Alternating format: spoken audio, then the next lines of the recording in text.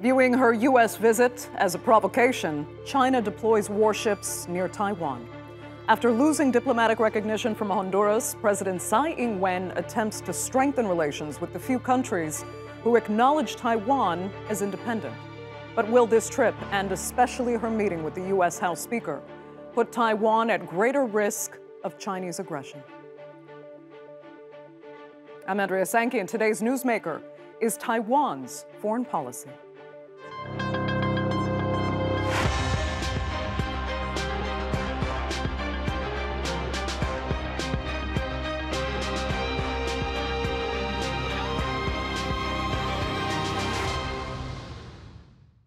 It's been a historic week for Taiwan's international relations. U.S. House Speaker Kevin McCarthy welcomed Taiwanese President Tsai Ing Wen for a meeting in California.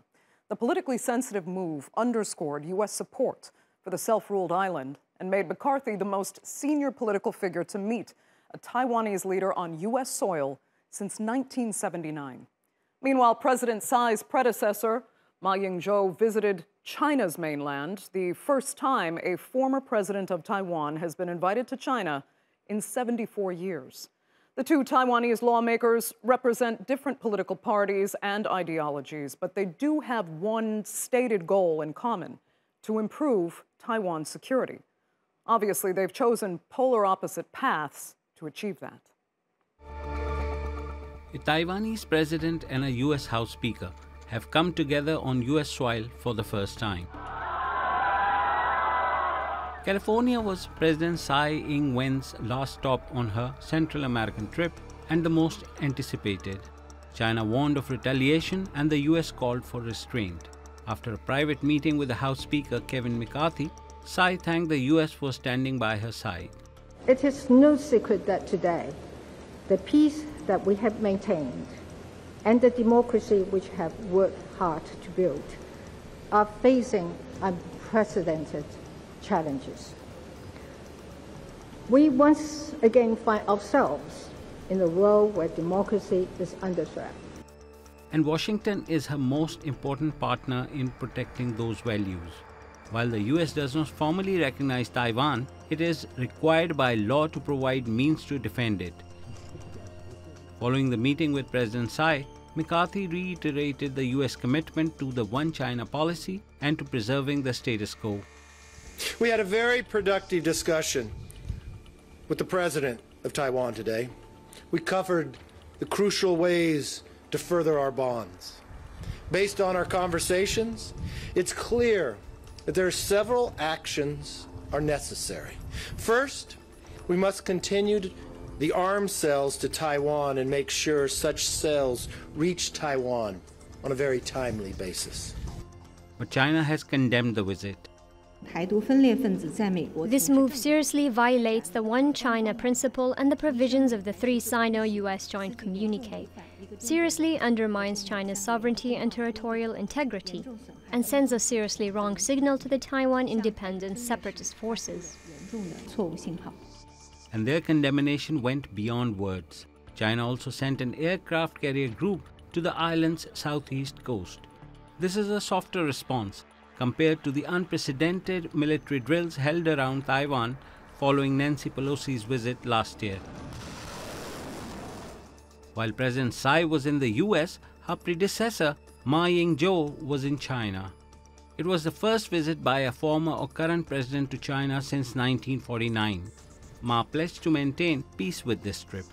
We sincerely hope that the two sides will work together to pursue peace, avoid war, and strive to revitalize China. This is an unavoidable responsibility of Chinese people on both sides of the strait, and we must work hard. Ma is a close ally of the main opposition Kuomintang party, which is accused by President Tsai's Democratic Progressive Party of defending Chinese policy. These divides matter, with Taiwan set to hold presidential elections in January. Tsai's two-term limit has reached an end, but she is pushing for her party to win, while Ma aims to strengthen his party's position. In the meantime, the Taiwanese people are stuck between competing world powers, the US and China, and are simply hoping to avoid war. So while everyone should hope to avoid war, some argue China and Taiwan may be on a path toward it. So let's get some perspective from Taipei. And joining me now is Lin Ching-Yi. She is a spokesperson and legislator for the Democratic Progressive Party and President Tsai Ing Wen's former spokesperson. Thanks so much for being with us. So as a staunch supporter of this visit to the United States, tell me why you think it serves Taiwan's best interest and doesn't actually compromise security by provoking China, as others would see it. I think today, this time, her visit is really very important. And between Taiwan and U.S., all we share the same value, especially to protect our regional peace. That is totally different with China's attitude. And I think maybe most of the global society have understand China and Russia, actually, they have a very huge threat to our regional peace. So this time, the President Tsai, of course, all we know, Taiwan and U.S., we are a little difficult to build the real diplomatic relations. But this time, she and the speakers actually, we try to build different diplomatic relations or cooperations. I think most of important is all we agree with the same value. The value is all we need strong and cooperate together to keep our democracy value and keep the peace in the region. Okay, well, I mean, the timing of Tsai Ing Wen's visit coincides sometimes curiously with that of former President Ma Ying-jeou's visit to China as a member of the Kuomintang party that generally pushes for better relations with Beijing. It irritates you that he's gone there. Tell us why. I think that is, I will not say that is a mission, but that is his belief. The ex-President Ma, his belief is to try to reunion Taiwan and China, or at least he is actually more pro-China. In his viewpoint, to close with China will fit his belief about the Taiwan and China is the same, or actually they are together. But I think his viewpoint actually is totally different with most of the Taiwanese people, especially younger generation. I think in the real society, in the real global society, all we know, Taiwan and China, actually we are different, especially we have a democratic system and China is not. So of course. Yeah, I mean, you mentioned that he represents a minority, you think, of Taiwanese, but that minority is still significant. You have an election coming up, actually, in just 9 months' time. What happens if your party loses, especially to the Kuomintang or KMT? I think that is truly very important step in next election in January of 2024. Because for my party, actually, we try to build more healthy relations with another countries, not only China, but also US, Japan, and the global society. But if the Kuomintang actually they come back to our government, I think their policy, especially the diplomatic policies, economic policies, culture, and more political cooperation policies, will become much more pro-China or close with China. After we suffer from the Russia and the Ukraine crisis, I think most of us couldn't agree with that to more close with the China, this kind of country. It's interesting because they believe that that relationship with China will actually bring peace. The divide is great. Really, ideologically, it's absolutely huge. So do you worry then in the meantime about, military escalation of China in response to what's happening now? Of course, China will try to have a different way to intervene our elections. Actually, they try not only use the threat, but also they will intervention our election. But in military threat, actually, before, even during the Kuomintang is the ruling party, actually during that times, China are still not give up their threat to Taiwan. So I think more especially the lesson from Ukraine. I think most of us will agree that we need to prepare ourselves. The defense ability is the most strong and the most powerful to urge peace. Okay. Lin Ching-Yi, I'd like to thank you really so much for being with us on this edition of The Newsmakers. Greatly appreciated.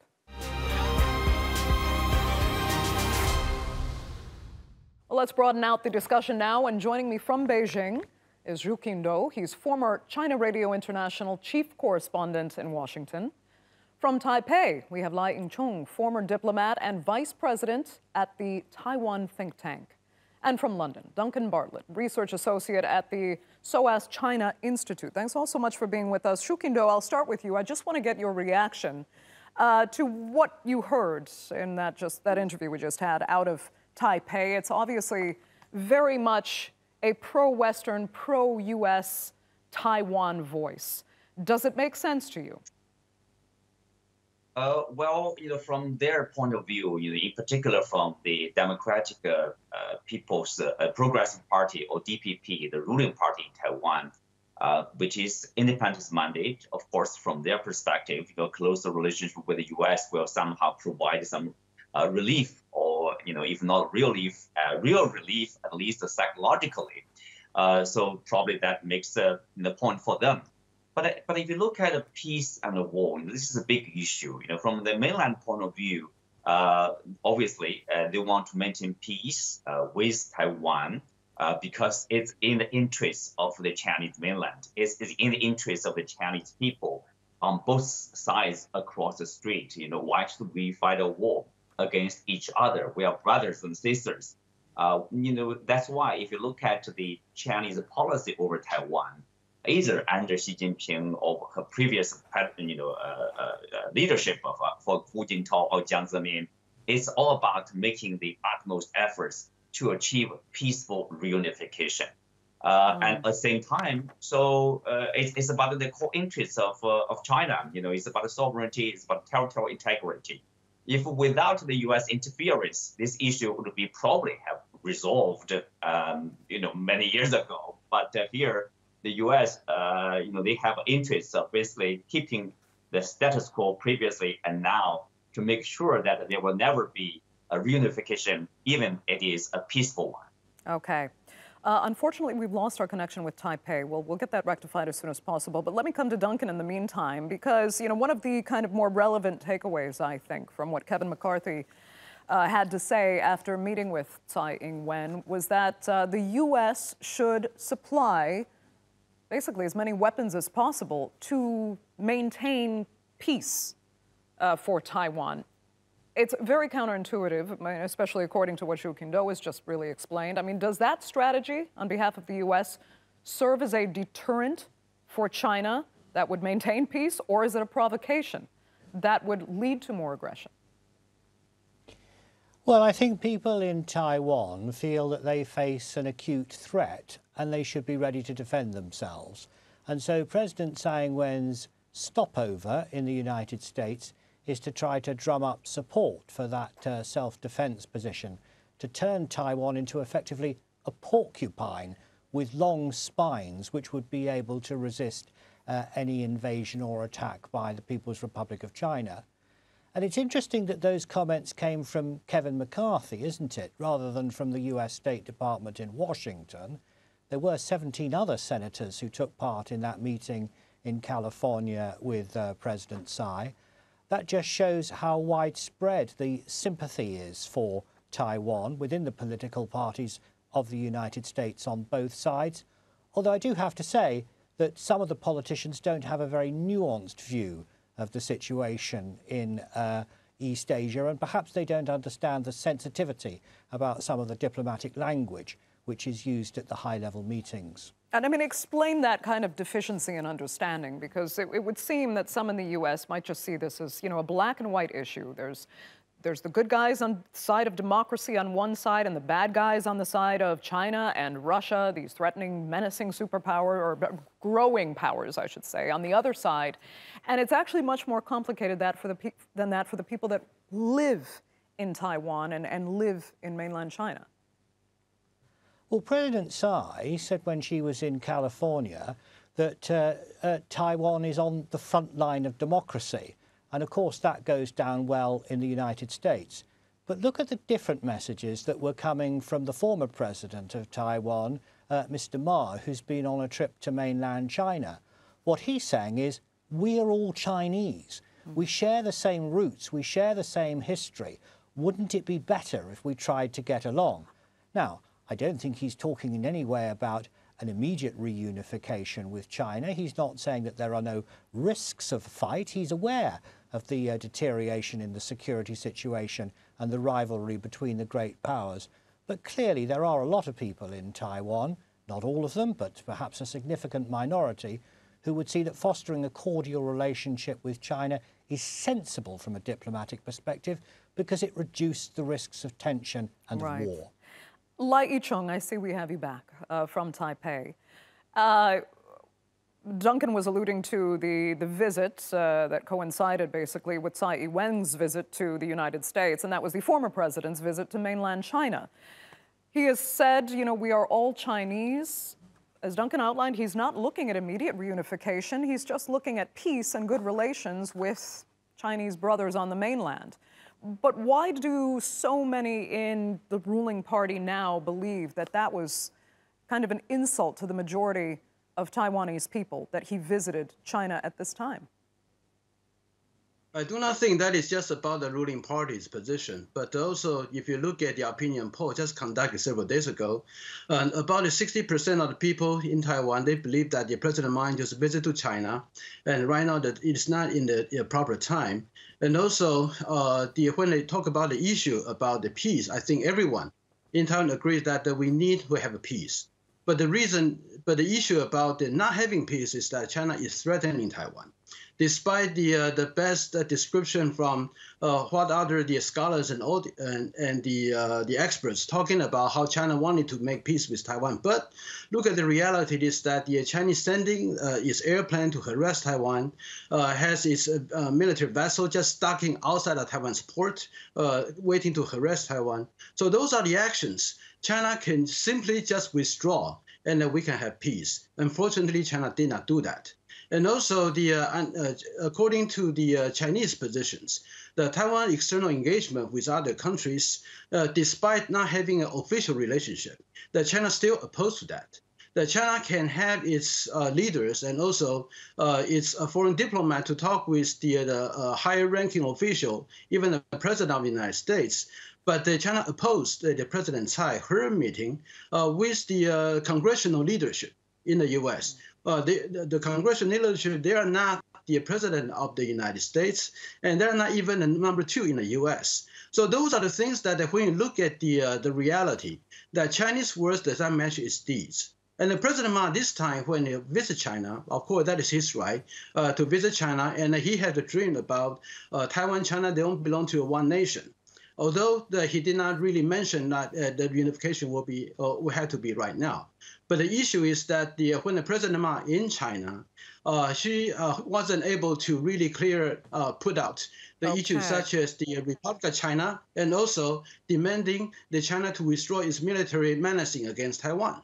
So what really went wrong there? So it is not the issue whether the ruling party itself, or it is basically what Chinese action that really matters. Right. Qinduo, I mean, you know what you say, actually, it's not really about Chinese action being threatening. It's more about the United States actually weaponizing Taiwan to contain China, using the narrative that what happens to actually Ukraine today will happen to Taiwan tomorrow. But the bottom line is there's a narrative that dates back well before the war in Ukraine started, not least from when Hong Kong was grabbing the world's attention for what some labeled as, you know, China's crackdown on democracy there. What do you make of that? Isn't Hong Kong far more relative to the Taiwanese and their opinion right now, even though it is the military action in Ukraine and the larger geopolitical context that's really taking the most attention at this time? You know, whether you like it or not, you know, for the Chinese, the Ukraine crisis has worsened the situation in a sense in Taiwan, you know, increasing or heightening the tension, sort of. because partly, the narrative spreading by Washington, that is, today's Ukraine, tomorrow's Taiwan.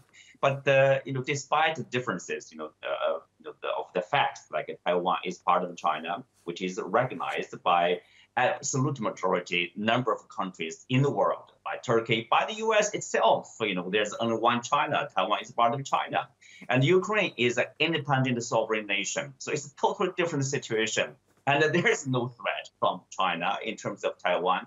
Chinese military are prepared for foreign interference. Let me make it clear. That is prepared for Washington. Previously, you can say it has nothing to do with Washington, from outsiders who are not familiar with the situation, you can say that. But Washington is making Taiwan a pawn or porcupine against China. Let's not forget that this big picture, that is the competition, using the term often used by Washington with China. It's about a geopolitical competition.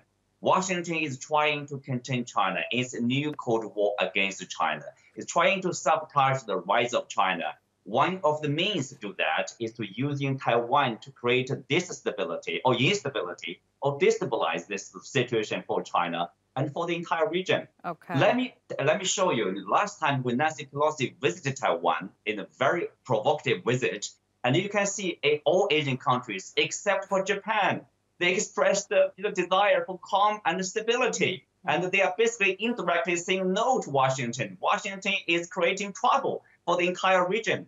I think they have learned a lesson in the sense of McCarthy not visiting Taiwan. Instead, they have Tsai Ing Wen in the U.S. Okay. I mean, Duncan, it is frightening that, what Qinduo is describing is highly conflictual at a highly sensitive time.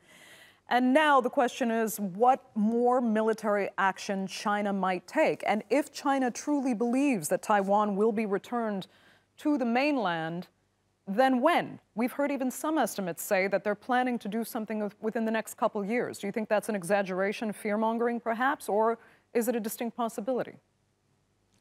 Well, what Qinduo emphasized in his answer to you earlier is that China's goal is a peaceful reunification between the PRC and Taiwan. He used the word reunification.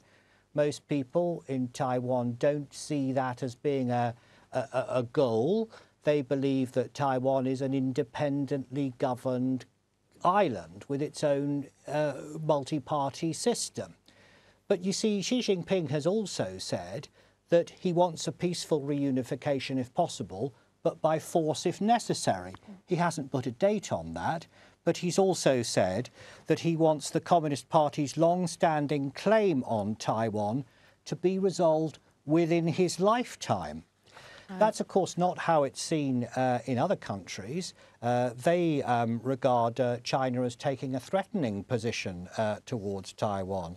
And, it's for that reason that this small island, which has only really got a handful of diplomatic allies around the world, is at the centre of this massive geopolitical struggle. Right. And very quickly, I need to ask Lai I-Chung about the visit we're witnessing from French President Emmanuel Macron and the EU's Ursula von der Leyen to China. Do you think that is a healthy effort that Europe is making for the Taiwanese people, or does it actually further complicate the geopolitical dynamics and China's feeling of actually being a target of the West? Well, that really depends on what they are going to say while they are in China. And I do know that the von der Leyen, the EU commissioner, before she departed on the March the 30th, in her public speech, she mentioned about the peace and security across the Taiwan Strait. That is the ultimate concern of the European Union. I think similar position also is being expressed by United States, Japan, France, United Kingdom, as well as Australia, as well as other nations. And so right now, the issue about the Taiwan Strait security is actually a ultimate international concern. And those countries, they do not share the view that the U.S. is weaponizing Taiwan against China. They actually believe that it is Chinese military intimidation against Taiwan caused them to counteract in order to balance the threat coming from China. And also, I have to correct it, one of the misperception, which has been come from the earlier commentators. That is, the United States also recognize Taiwan as part of PRC. No, it is not. And in the U.S., there's the 3 communique, and none of the communique ever express that Taiwan is a part of the People's Republic of China. So about the U.S. recognize Taiwan as being part People's Republic of China, that's completely false. Okay, Lai I-Chung, that will have to be the final word because very unfortunately we're completely out of time for this edition of The Newsmakers. I'd like to thank all 3 of my panelists so much for being with us, and our viewers, of course, for joining us as well. Remember, you can always follow us on Twitter, and do be sure to subscribe to our YouTube channel. I'm Andrea Sankey. We'll see you next time.